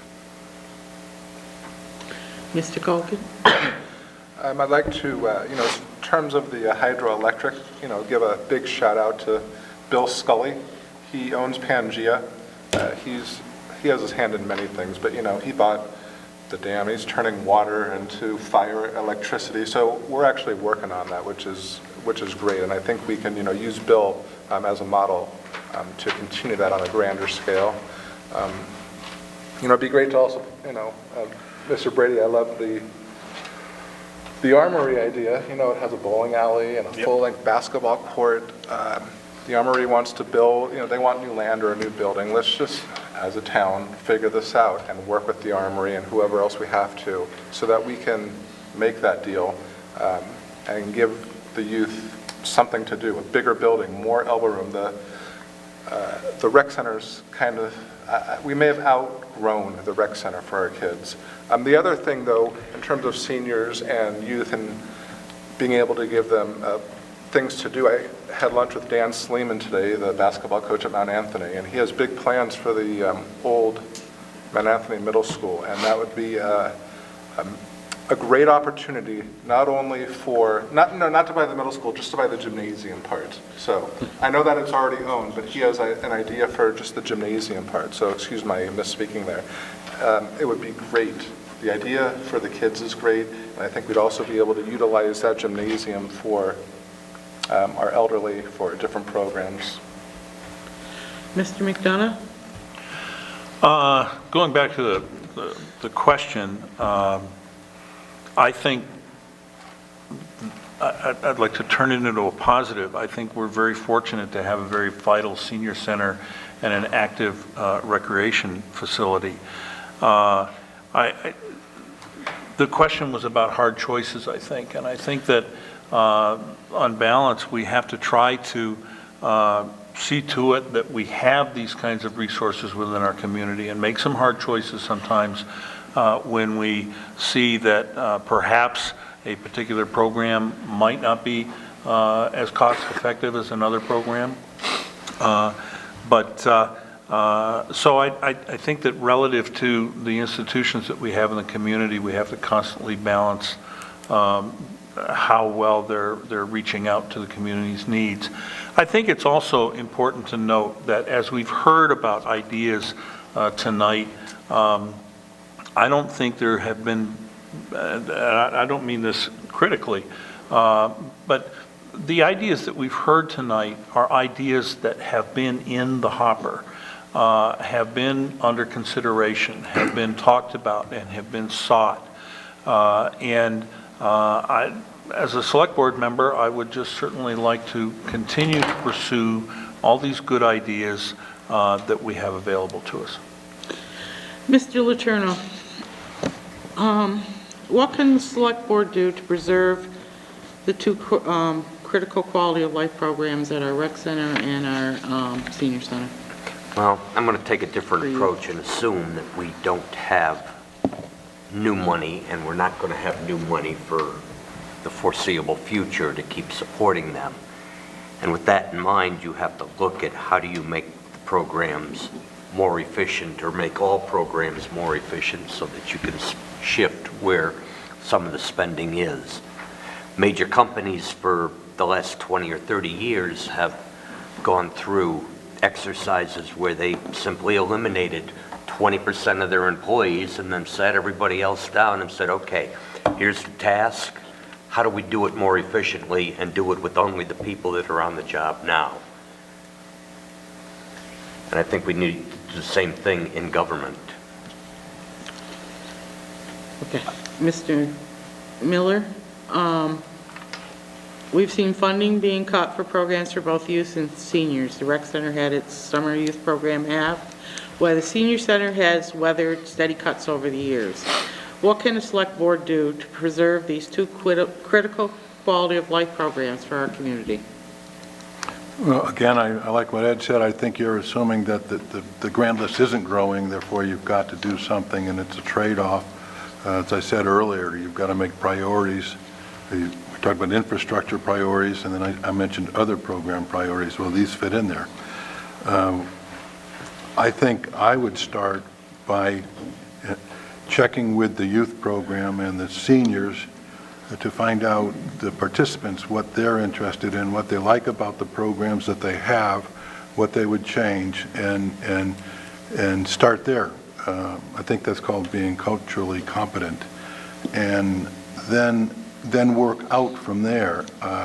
We have wonderful resources here, natural resources. We have other buildings. Maybe there's other options. Once you find out what the youth and the seniors will respond to or express an interest in, you may be able to find other ways to get there. But I think it goes back to doing the research, doing the study, and working with them. Mr. Pembroke? Well, basically to summarize what everybody else said, if we want to keep these programs, we have to either increase income, decrease expense, or a combination of the two. Ed talked about how you decrease expenses. There's really only three ways that you can increase income. It's a grand list. We've kind of beat that horse to death here tonight. Tax rate, which is delicate issue, or user fees. I mean, those are really the three components that a town has to raise revenue. Grand list obviously being the most effective, efficient way to raise revenue. But it's going to have to be a priority. I mean, until you have those revenue sources, or until you make that decision, and maybe you don't decide to cut the programs. Maybe you have to add a ½ cent to the tax rate to support those programs. Again, I think there needs to be, I'm assuming that I haven't sat in on the select board's budgetary processes. I'm assuming they've had those conversations and they've made deliberative decisions about what the priorities are. And if you're going to change the decisions that are made, you're either going to have to increase the revenue or decrease the expense. All right, we're coming up on the last section here, our last question. Is there any issue that you are passionate about, and how would you tackle that issue as a select board member? Mr. Brady, you start us. Well, again, I would go back to the Morgan Springs. It's a natural resource that's here. We get 0.04 cents per gallon right now. I think we're getting about $40,000 a year from selling it to bottling companies. I would look into writing grants to open a business that we could eventually sell into a private people in town, but get this business started and use it to market Bennington Springs, across the country. Sell the water, sell it a little cheaper than everybody does. Vermont Pure, in some cases, getting, when you look at the smaller bottles, $6 or $7 a gallon. We get 0.04 cents out of that. It's ours, it's a natural resource, it's a great product, and it's a shame that we're getting that for it, you know? And I would look into, out at the old Gorelick Farms. Gorelick Farms and Fairdale Farms did it for years. They bottled the water out there. The facility's still sitting there. There's a lot of things we could do. I would increase the Garlic Fest, May Fest, things like that. I'd be passionate about that. They bring in a lot of tourists and could help out with the cash situation. Mr. Pembroke, what issues are you passionate about, and how would you tackle that as a board member? Well, I'm passionate about changing the dialogue. I mean, we have to stop beating ourselves up.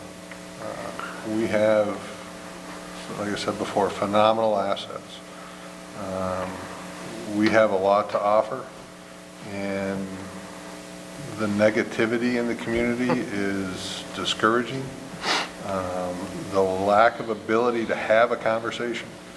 You know, the cobbling of Main Street was brought up, and you know, I heard someone here tonight already say no. I mean, I can think of a whole lot of hurdles to it, but I'd want to have that conversation. I'd want us to find out if we can overcome those hurdles. Find out what, you know, what would it take to get us there. I mean, I've been saying this for 20 years, and that's the reason why I'm running, because I've had people been asking me to run for the last 4 or 5 years, and I've gotten to the point where if I've got to give it a shot to change the conversation, to have a community conversation of what our vision is, what we want to be, and what we want others to see us be. And it comes down to the communication. That's all I can say. Mr. Campbell, your passion issues, and how would you tackle them? Before I tell you my passion, which are actually many, I'd like to say thanks for that comment. That was really important. And Mr. Pembroke, you know, we do need to be, well, it's a cliche, but we need to be hard on the problem and good to each other. We really do. We really need to work hard to keep those conversations that we have very, very civil and very, very community-minded. I am passionate, as it turns out, about land. I'm passionate about a lot of things about land. I've worked in a lot of different aspects of it, but particularly in agriculture and recreation and community building. So one of the reasons I came to that is because I feel that every community has a certain number of assets. It's a little bit like every community has a certain amount of gold, and they get to choose how they use those assets. And as I do my work around the state of Vermont, I see community after community wasting their assets and not spending them strategically.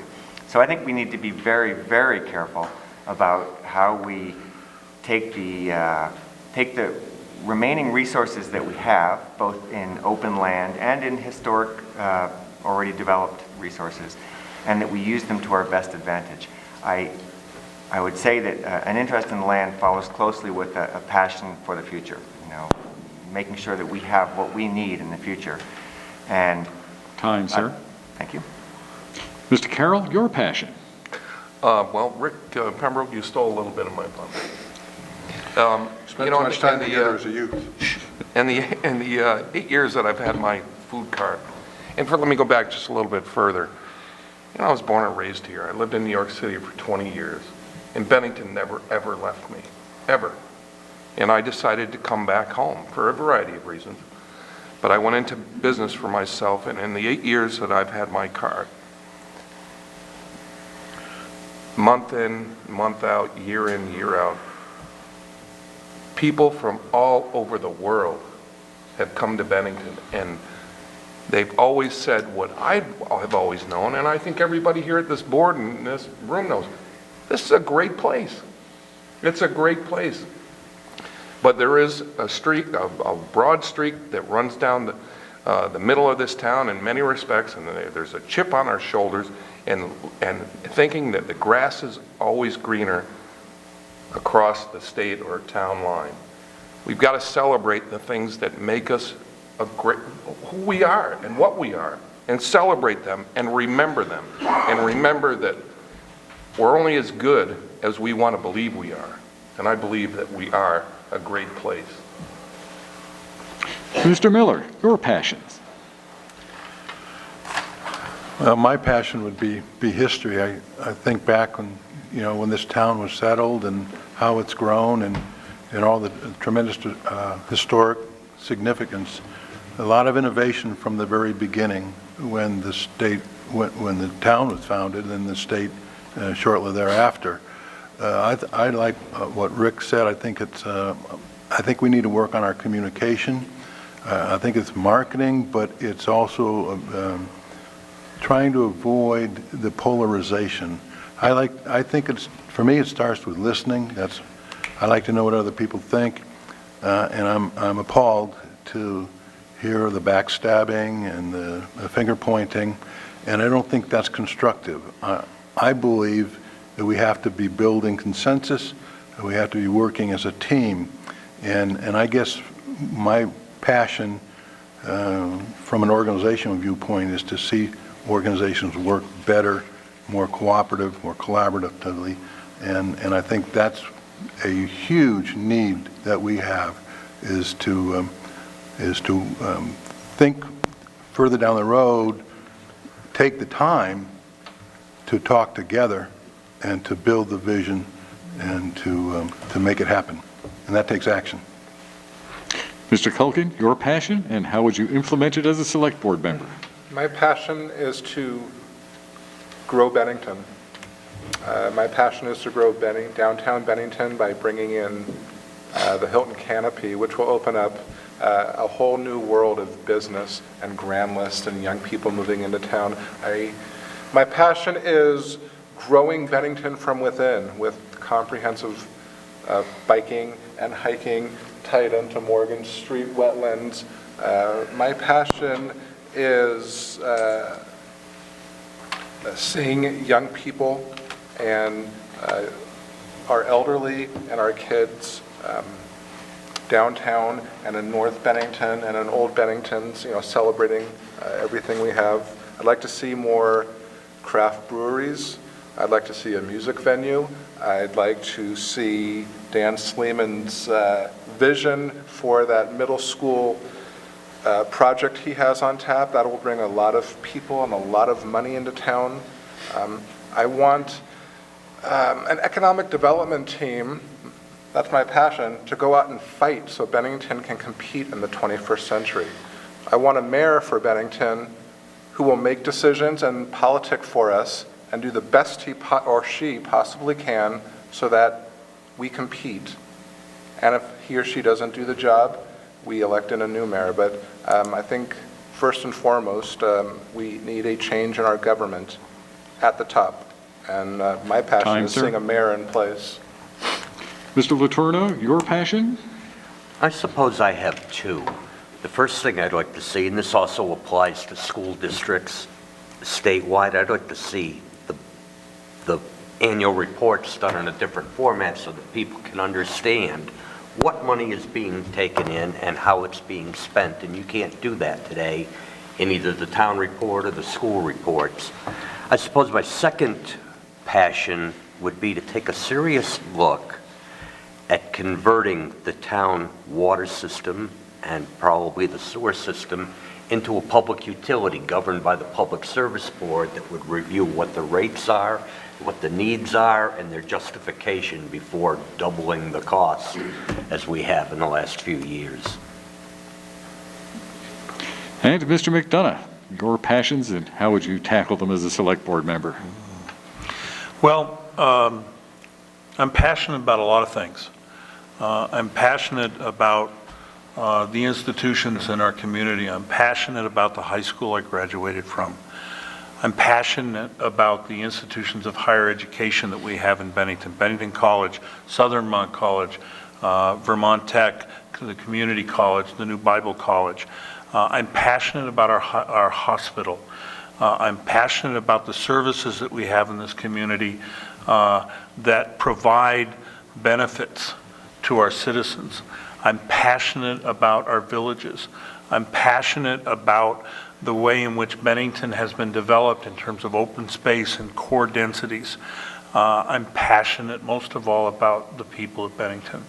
And if I have the opportunity to serve on the select board, those passions would shape and inform the decisions that I would make on behalf of the people of Bennington.